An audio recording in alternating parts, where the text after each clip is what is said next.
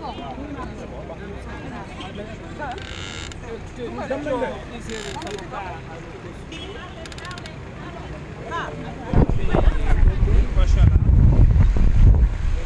confrère Maître El Hadj Amadou Sall, qui est le plus ancien, Maître El Hadj Diouf, Maître Mohamedou Moustapha Dieng, Maître Aliou Sow, Maître Aline Badara Fall, Maître Pape Sène, que je remercie au passage. Je salue la qualité de leur travail, leur brillante plaidoirie qu'ils ont eu à faire tout à l'heure en marge de cette audience.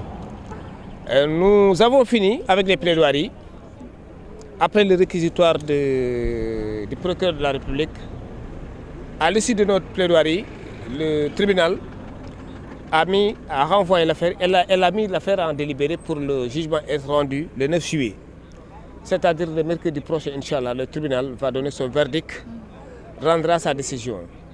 Et nous espérons que le tribunal va nous suivre en nos plaidoiries, car nous avons demandé la relaxe pure et simple à titre subsidiaire, car à titre principal, nous avons demandé la relaxe, le renvoi des fins de la poursuite.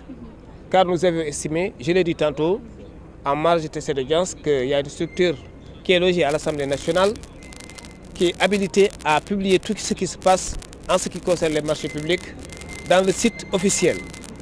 Mais mieux encore, le plaignant lui-même aurait pu ou aurait dû, dans sa plainte, déposer en même temps l'élément qui le met hors de cause, qui contredit en tout cas le Sir Bachir Fofana. S'il avait la bonne information, eh bien, il n'avait qu'à la verser au débat, la joindre aux plaintes. À partir de ce moment, on aurait pu éviter tout cela. Toute cette audience, voyez-vous, a duré plus de 4 heures de temps. On a commencé depuis 9 heures et on vient de terminer qu'à cette heure-là. Donc, on a pris assez de temps et j'ai toujours estimé que nos énergies devraient être canalisées vers d'autres dossiers quand même. Hein. Les dossiers, vous savez, se valent, mais il y a des personnes qui sont détenues pour d'autres causes. Or, cette infraction n'en est pas, à mon humble avis, n'en est pas une. C'est une façon de parler, car il s'agit d'une infraction anachronique. Vous savez qu'au Moyen-Âge, on faisait recours à cette infraction. Au XVIIIe, XIXe siècle, avec l'affaire Dreyfus, lorsque de faux documents ont été versés au débat ou dans une procédure pour accabler le capitaine Alfred Dreyfus, eh bien, on a eu à parler de fausses informations, de diffusion de fausses informations. Donc c'est une infraction assez anachronique à l'heure des libertés publiques, à l'heure de l'Internet. Car on ne peut pas arrêter Internet, vous savez. L'information passe aussi vite que le TikTok passe, le Facebook ou autres moyens via le net. Donc il est important aujourd'hui de savoir maîtriser tout cela en quoi faisant, en communiquant. Le gouvernement de la République du Sénégal a tous les moyens légaux qu'il faut pour communiquer à bon escient et par le canal habituel par lequel ce gouvernement doit communiquer. Il y a des structures habilitées à cet effet pour communiquer et une structure, l'ARCOP, qui est chargée de publier dans le site officiel de la République tous ceux ou toutes celles qui ont eu à bénéficier d'un marché public. Car il s'agit encore une fois des deniers publics qui met en relief un montant assez important des véhicules pour un montant assez important de 8 milliards 250 millions. Et c'est tout à fait normal donc que l'opinion publique soit informée. Et ce que a voulu le Sir Bachir Fofana, qui, je le précise encore une fois, n'était animé que d'une belle intention, auquel louable, d'informer les concitoyens sénégalais. Les pauvres, ils ont besoin de savoir à quoi sert leur argent, les impôts. Ils sont affectés à l'achat de quel véhicule. Et vous savez que le marché interdit de spécifier le type de véhicule qu'on doit acheter. Le marché ne dit pas acheter un véhicule de marque Toyota, non. Peut-être une berline ou un véhicule de 4x4, mais pas Prado, Toyota ou autre genre. Voyez-vous. Donc des pans entiers de la procédure ont été quand même violés. Et je pense que le moment opportun, cette affaire sera traitée avec la plus grande rigueur qui soit, en appelant en cause, en mettant sur la scène toutes les personnes concernées. Il y a des choses qu'on ne peut pas dire à travers les médias, je respecte beaucoup l'institution du judiciaire que j'incarne au même titre que celle-ci est incarnée par les excellents magistrats qui ont eu à prendre cette audience dans un calme serein, même si en marge de cette audience, ils ont cherché à faire renvoyer cette affaire. Mais n'eût été l'intervention de mes excellents confrères, encore une fois, Maître Mohamedou Moustapha Dieng et Aliou Sow, qui ont fait suspendre l'audience à leur demande, eh bien, on aurait pu renvoyer cette affaire. Mais fort heureusement, le juge est revenu à de meilleurs sentiments, si je puis parler ainsi. Et qu'est-ce qu'il a fait? Il a retenu l'affaire et il a évoqué, Bachir Fofana a répondu à toutes les questions avec calme et sérénité. Nous, avocats également, nous avons eu à poser les questions en rapport avec cette affaire. Et le juge a écouté le procureur en son réquisitoire, il a écouté les avocats en leur plaidoirie. Enfin, il a mis l'affaire en délibéré pour le jugement être rendu en principe, Inch'Allah, le mercredi 9 juillet. Oui, le procureur de la République a été ferme, a été très sévère. On a dénoncé le pouvoir aujourd'hui qu'a le procureur de la République d'envoyer en prison pour une peine dont le maximum est fixé à 3 ans ou 2 ans. Vous savez, le procureur n'a pas le droit de placer sous mandat de dépôt. On profite encore de la tribune de l'occasion pour en appeler. On a parlé des assises. Justement, il est aujourd'hui plus que nécessaire de mettre sur place un juge des libertés et de la détention. Car le procureur de la République a trop de pouvoir. En France, avant d'envoyer un prévenu en prison, il y a ce que l'on appelle un juge de la liberté et de la détention, qui est là, qui apprécie la demande du procureur de la République et celle du juge d'instruction. C'est-à-dire que c'est un juge arbitre. Ici, au Sénégal, on ne l'a pas. La preuve en est que, je l'ai dit tantôt, il a été placé sous mandat de dépôt le vendredi. Or, dans la pratique, dans la rigueur de la pratique et des lois et règlements en vigueur de ce pays, dans ce pays, il devrait être jugé normalement le vendredi.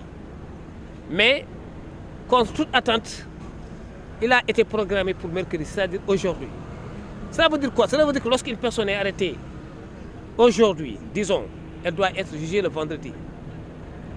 Il ne doit pas être jugé au-delà. S'il y a des audiences qui se tiennent normalement, malgré la grève des greffiers, il y a des audiences qui se tiennent.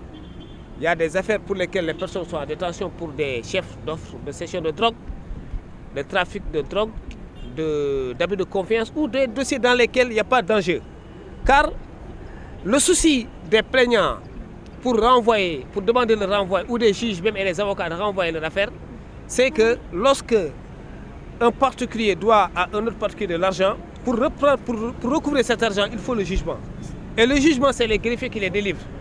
Mais pour des cas pour lesquels il y a des histoires de chambre indiens et de diffamation, je ne pense pas qu'il y ait lieu de renvoyer des dossiers ou bien même de prolonger des délibérés, comme ce qui est le cas en l'espèce. Car aujourd'hui, le délibéré de Sir Moustapha Diaté devrait être vidé, mais il a été prolongé pour cause de grève des greffiers. Or, nous estimons que ce n'aurait pas pu être le cas, on n'en avait pas besoin, car, je l'ai dit tantôt, c'est pour les besoins de l'exécution d'une décision de justice qui met en jeu des intérêts, de l'argent, une créance à recouvrer, abus de confiance, escroquerie. Mais pour certaines infractions, les audiences se tiennent normalement et le juge statue sur siège. Et il accède aux demandes de liberté provisoire formulées par les avocats de la défense. Tout à l'heure, on l'a fait, le procureur s'est opposé. Et bien évidemment, on est revenu sur la demande qu'on a retirée. Voyez-vous donc le procureur de la République, les pouvoirs qu'il a aujourd'hui et qu'il est important qu'on les revoie. Car les régimes passent, les hommes passent, mais l'état de droit va rester. Et il est important de penser aux générations futures. Il est important de penser à l'opinion publique et internationale. Car tout ce qui se passe en marge de cette audience sera noté, su par la Cour pénale, par, j'allais dire, l'organisme, l'ONU, l'Organisation des Nations Humaines. Parce qu'il y a le Comité sénégalais des droits de l'homme qui rend compte de ce qui se passe au Sénégal. Or, en matière de diffamation ou de diffusion de fausses nouvelles, d'habitude, il n'y a pas de condamnation sévère, de peine de prison, surtout pour les journalistes. Vous savez, il faut qu'on fasse montre d'un sens élevé de la politique pénale.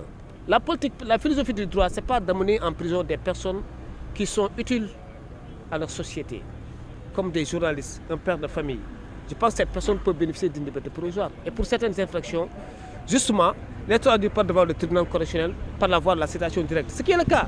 Ce qui se faisait en tout cas avant, bien avant. Pour ce qui est des diffamations et de la diffusion de fausses nouvelles, on a tendance à les traduire pas devant le juge des flagrants, le tribunal correctionnel de simple police. Car on estime qu'une diffamation, quand même, c'est beaucoup plus sérieux. Ça peut concerner une information qu'on a tendance à donner pour susciter un trouble à l'ordre public, ou en tout cas donner une information qui est de nature à jeter des discrédits sur les institutions. Ce n'est pas le cas en l'espèce. Ou bien des informations de nature à stigmatiser une ethnie X ou Y donnée. Ce n'est pas le cas en l'espèce. Il s'agit d'un journaliste dans l'exercice de ses fonctions, encore une fois. S'il en est besoin de le repréciser, qui a la bonne intention et la belle intention d'informer le public sénégalais. Et le public a le droit d'être informé. Et je pense que l'institution parlementaire est bien représentée par son président qui a porté plainte en sa qualité de président de l'Assemblée nationale, je précise, mais en sa qualité d'homme politique. Aurait dû ou aurait pu, encore une fois, tout simplement démentir cette information. En quoi faisant? En publiant tout ce qui a été fait, même si le marché est restreint. Du moment que le marché est restreint, voyez-vous, il a les coups de franche pour faire contracter une personne qu'il estime présenter, en tout cas toutes les conditions, remplir toutes les conditions pour pouvoir gagner ce marché. Je vous remercie. waaw maa ngi leen di gërëm xaar bi yàgg na parce que dossier bi dafa jël temps ay avocats yu bëri ñoo plaidé doon dossier bi.